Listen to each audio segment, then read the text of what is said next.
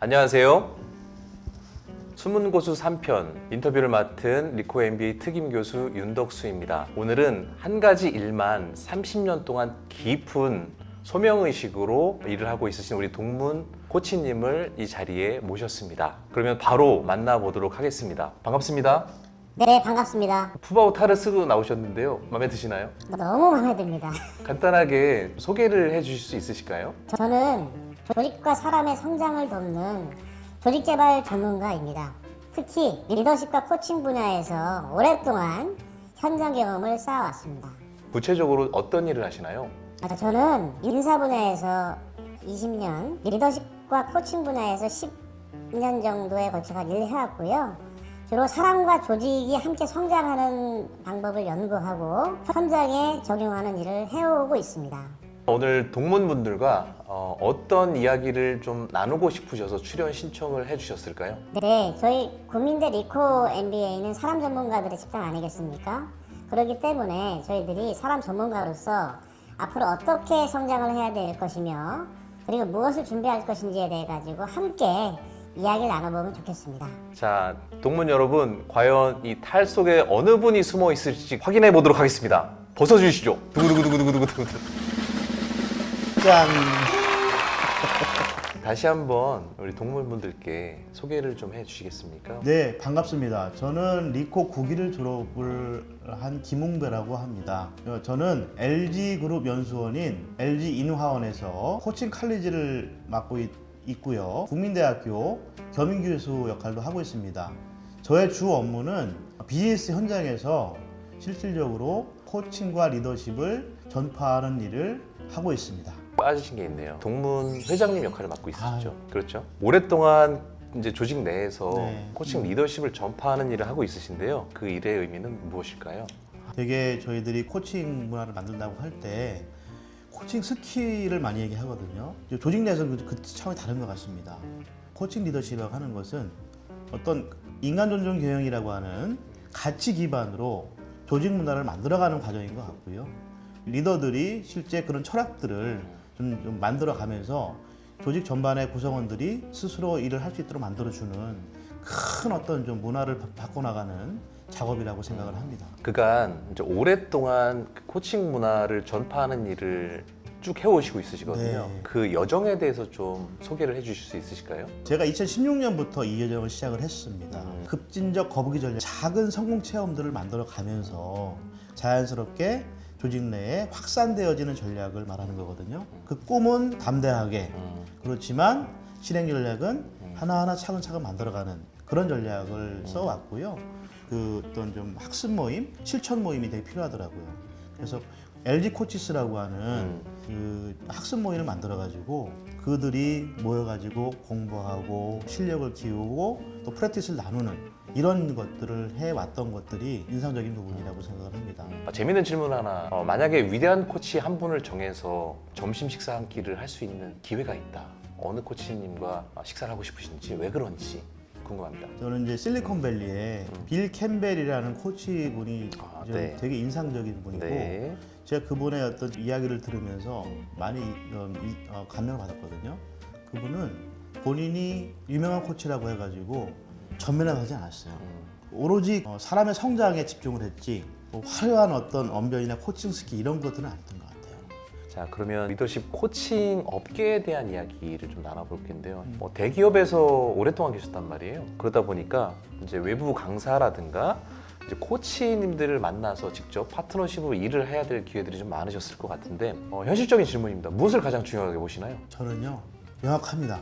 막장사는 싫어요. 그러니까 화려한 언변으로 이렇게 좀 그 누군가를 이렇게 좀 훅하게 하는 것은 뭐 그 순간은 주는 것 같지만 남는 게 없더라고요.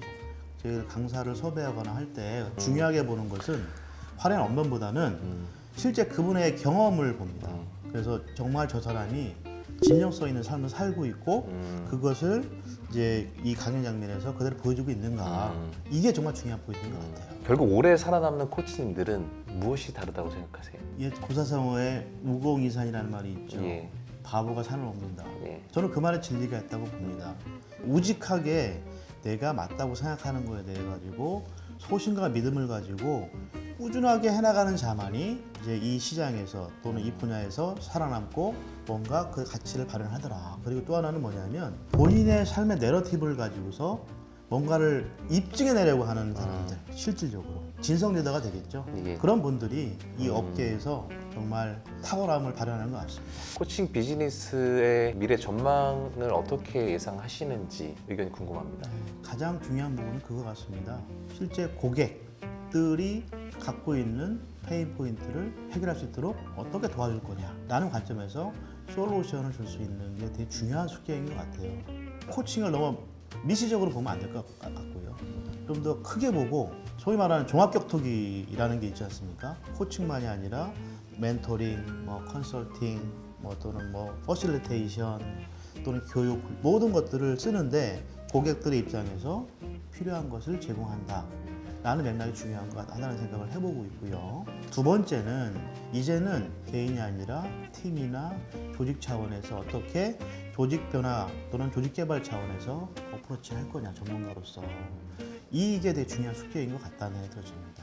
주제를 좀 바꿔보도록 하겠습니다. 요즘에 AI 이슈가 항상 화두죠. AI 시대의 코칭 산업 종사자들에게 좀 근원적으로 던져주고 싶으신 화두가 있다면 무엇이 있으실까요? 최근에 좀 현상들을 보면 AI가 잘하는 건 분명히 있죠. 뭔가 구조화된 질문을 잘 만들어주고 인지적인 것들에 대한 솔루션을 이렇게 좀 제공해주는 건 너무 잘하잖아요. 그런데 코칭의 본질을 가만히 보면 행동의 변화를 이끌어내는 거 아니겠습니까? 그런 차원에서 보면 결국에는 휴먼 코치가 해야 될 일은 어떻게 하면 저 사람이 갖고 있는 인식의 구조를 바꾸고 그 사람이 갖고 있는 어떤 멘탈 모델을 전환할 거냐가 좀 숙제인 것 같아요. 그래서 앞으로 AI 시대가 될수록 저는 오히려 코치들이 인간의 본능에 더 집중을 하면 좋겠다 생각을 합니다. 멘탈 모델이 무엇인지 소개를 좀 해주시겠습니까? 내가 바뀌려면은 누가 바뀌라야 바뀌는 게 아니잖아요. 내가 그 각성이 되는 형태 바뀌는 거 아니겠습니까? 거기에 핵심 두 가지가 있는 것 같습니다. 하나는 나는 도대체 어떤 사람인지에 대한 인식이 필요한 것 같아요. 두 번째는 내가 미래에 어떤 삶을 살아갈 것인지에 대한 지향점이 있어야 된다고 생각을 합니다. 그 두 가지가 잘 결합이 되었을 때 멘탈 모델이 잘 형성된다고 생각을 하고요. 실제 저희가 필드에서 그런 것들을 해봤을 때에도 분명히 효과가 있다는 걸 느끼고 있거든요. 각자 생각의 틀이라는 게 본인들이 갖고 있는 경험과 지식으로 인해 형성이 됐을 텐데 그런 것들을 건드려주지 않고서 근원적인 행동 변화를 만들 수 있을까? 그래서 이제 코치님들이 행동 변화를 만들어 가기 위해서는 그런 부분들을 트리거링 해주는 게 되게 필요하겠다. 네. AI가 이제 대체할 수 있는 영역이 있고 AI가 대체할 수 없는 영역이 있다고 봤을 때 이 영역은 휴먼 코치의 영역이다. 어떤 영역이 있을까요? AI 시대가 되어지면서 저희 이제 인지적인 뇌를 외주화시킨 거거든요. 그 영역은 AI가 하게 만들어지는 게 많습니다. 그래서 AI 이네이블링 코칭이라고 하는 개념도 그 의미거든요. 그럼 휴먼을 뭘 해야 되는 거냐? 결국에는 아까 말씀드린 것처럼 멘탈 모델을 건드려주고 그 사람이 스스로 변화를 하게끔 소위 말하는 딥체인지라고 얘기하잖아요. 그런적 변화를 만들어가는 것이 정말 중요한 숙제가 아닐까 이런 생각이 들어집니다. 동문 회장님으로서 우리 리코 MBA가 만들어가야 될 변화의 방향성은 무엇일까요? 가장 중요한 키워드는 결국에는 오픈 생태계를 만드는 거라고 생각을 합니다. 소위 말하는 자원의 외주화라고 할 수 있겠고요. 같이 그 느슨한 연대를 만들어 가지고 다양한 분야에 있는 전문가 집단들을 우리의 어떤 좀 리그에 초대를 해서 함께 만들어가는 그런 게 중요한 숙제인 것 같고요. 또 하나는 너무 이 코칭이라고 하는 거에 교조적으로 빠지지 않았으면 좋겠다. 코칭은 하나 도구일 뿐이다라고 하는 거를 좀 꼭 생각하면 좋겠습니다.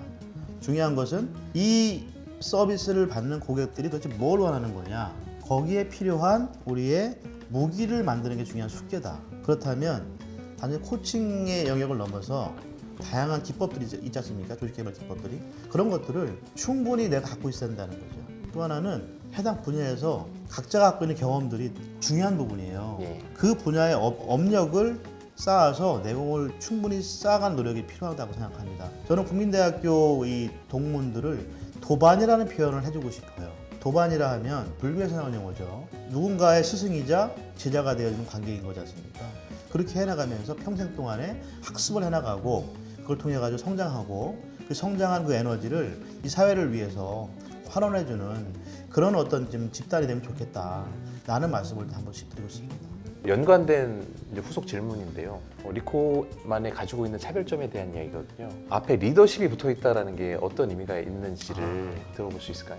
굉장히 중요한 질문인 것 예. 같습니다. 사실은 저희가 코칭을 배우면서 일반 코칭 펌들에서 배울 때는 어떻게 보면 이제 코칭이라고 하는 그 마이크로한 영역을 다 배우잖아요. 단기 속성반으로. 저희는 그걸 2년이라는 시간 동안 배우는 거 아니겠습니까? 저는 리더십이라고 하는 거를 몸에 비유하면 뼈다라고 생각합니다. 이 뼈대가 있는 상태에서 쓰임을 코칭으로 하는 거다라고 생각을 해요. 그래서 리더십이라는 학문은 이론적인 학문 분야가 아니거든요. 실천적인 학문 분야이기 때문에 코칭이 중요하긴 한데 코칭을 하기에 앞서 가지고 리더십이라고 하는 거의 요체를 본질을 놓치지 말고 이론적으로 탄탄하게 쌓아가면서 그 기반 하에서 좀 더 전문가답게 현장에서 코칭을 할 때 그때 정말 더 힘이 발현되는 것 같거든요. 그런 면에서 국민대학교 리코 MBA는 굉장히 그런 특성이 좀 강점이 있다라고 저는 생각합니다. 학교에서 공부를 할 때 리더십과 코칭을 어떻게 우리가 바라봐야 되는지에 대한 균형감 이런 것들을 우리 코치님께서 잘 설명해 주신 것 같습니다. 네. 어떻게 들으셨습니까? 우리 김웅배 동무님을 모시고 30년 동안 여러 가지 경험과 노하우 이런 부분들을 우리 동문들께 여과 없이 많이 전해주는 귀한 시간이었던 것 같습니다. 다음 4편 인생 고수편이 준비되고 있는데요. 그때도 많은 관심 부탁드리겠습니다. 감사합니다. 다음에 뵙겠습니다.